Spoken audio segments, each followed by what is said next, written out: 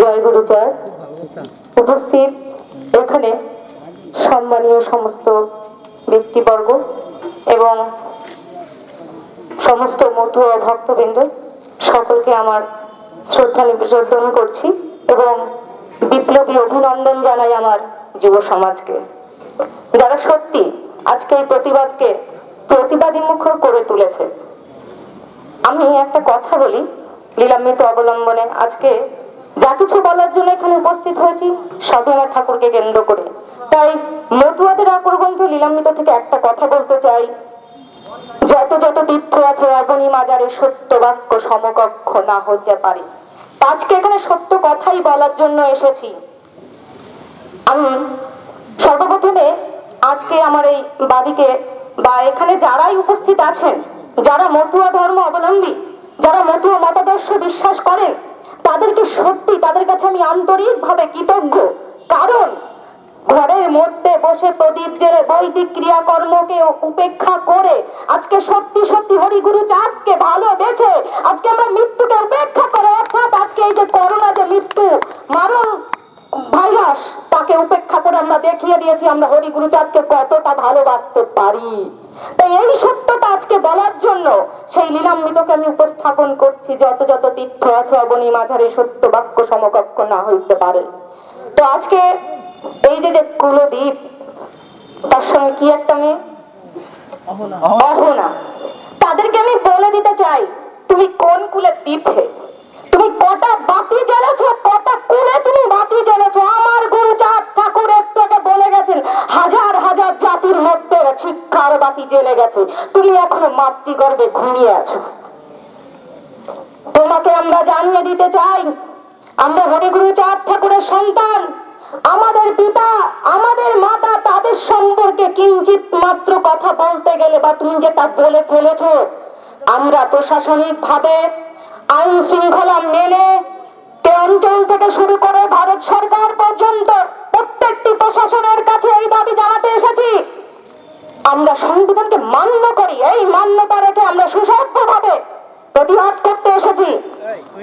অবিলম্বে সেই নিকৃষ্টতম অপরাধীর শাস্তি হোক, এই আশাটা আমরা করছি, এই দাবি করছি। আমরা কোনো ভিক্ষা চাইছি না, আমরা অন্যায় কোনো আবদার করছি না। তাই আমি আরো একটা কথা বলতে চাই যে আজকে যারা মুখ বুঝে ত্রিপুরা সরকার যিনি সহ্য করছেন, তিনি তো ভারতীয় সংবিধানকে বুড়ো আঙুল দেখিয়ে দিয়েছেন। কারণ ভারতীয় সংবিধানে স্পষ্ট করে বলা আছে ভারতের প্রত্যেকটা নাগরিকের নিজস্ব ধর্ম আচরণ করার অধিকার আছে এবং অন্য কেউ তাতে বাধা দিতে পারবে না। এবং কারণ আর আমার ধর্মের কথা আমি বলছি, আমার ঠাকুরের যে মতাদর্শ, যে দ্বাদশ বাণী, তাতে আমার ঠাকুর বলেছেন কারো ধর্ম নিন্দা করবে না।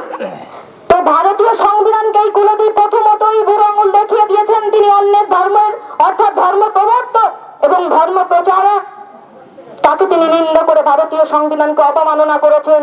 তো আমাদের এই মাননীয় আজকে এই যে বিডিও অফিসে বিডিও সাহেবের কাছে আমাদের যে আপিল, আমরা এইভাবে আমাদের প্রাণের ঈশ্বর হরিচাঁদ ঠাকুর, গুরুচাঁদ ঠাকুর, তাকে যে কুৎসিত ভাষা বলা হয়েছে, তাকে যে কালিমালিপ্ত করা হয়েছে, ব্যভিচারী বলা হয়েছে, আমি এই সমস্ত ব্যভিচারীর প্রচন্ড শাস্তি চাই, মৃত্যু চাই।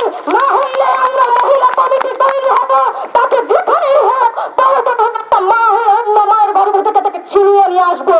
এই প্রতিষেধকমূলক আবেদন আমি আপনার কাছে করে যাচ্ছি। আপনার মধ্য দিয়ে পশ্চিমবঙ্গ সরকার, রাজ্য সরকার, কেন্দ্র সরকার সবাইকে বলে দিতে চাইছি, এই জমায়েত থেকে আপনারা বুঝতে পারছেন আমরা যখন মৃত্যুকে উপেক্ষা করে এখানে দাঁড়াতে পেরেছি, তখন এটা বুঝতে পারো বাকি নেই। সরকারের দৃষ্টি আকর্ষণ তাই করে বলছি যে আমরা কিন্তু, আপনি যদি এই জনরোষকে না ঠেকাতে পারেন, এর প্রতিবাদ না করেন, তাহলে যে জনস্রোত বয়ে যাচ্ছে, এই বাদ জনরোষকে ঠেকানোর মতো আপনার কোনো ক্ষমতা থাকবে না, কোনো সরকারের থাকবে না। আমরা পশ্চিম বাংলা কেন ভারতের মানচিত্রের থেকে রাজনৈতিক যে চিত্রটা, প্রেক্ষাপটটা, সেটাও আমার ঠাকুরের জন্য পাল্টে দিতে পারি। তার প্রমাণ মিলে গেছে। এখানে আজকে যারা আমরা জমায়েত হয়েছি তারা বিভিন্ন রাজনৈতিক দলের প্রতিনিধি, কিন্তু আজকে এখানে তাদের উপস্থিতি একটাই, উপস্থিতিতে তারা একটাই পরিচয় বহন করছে, তারা মতুয়া। তারা মতুয়া মতাদর্শী ঠাকুরকে তারা শ্রদ্ধা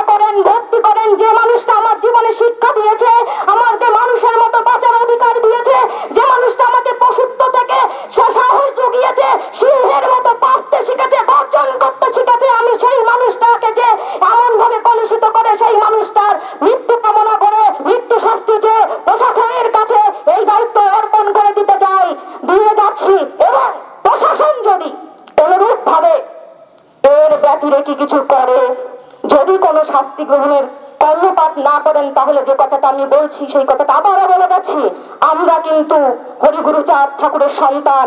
আমরা কয়েকটি রাজনৈতিক দলের পদদলিত নয়, আমরা মৃত্যুকে পদদলিত করি।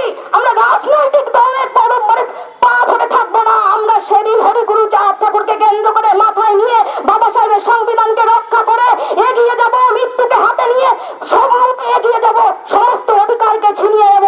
তাই উপযুক্ত শাস্তির দাবি চেয়ে আমরা শান্তিপূর্ণভাবে বিপ্লবী আন্দোলন করছি।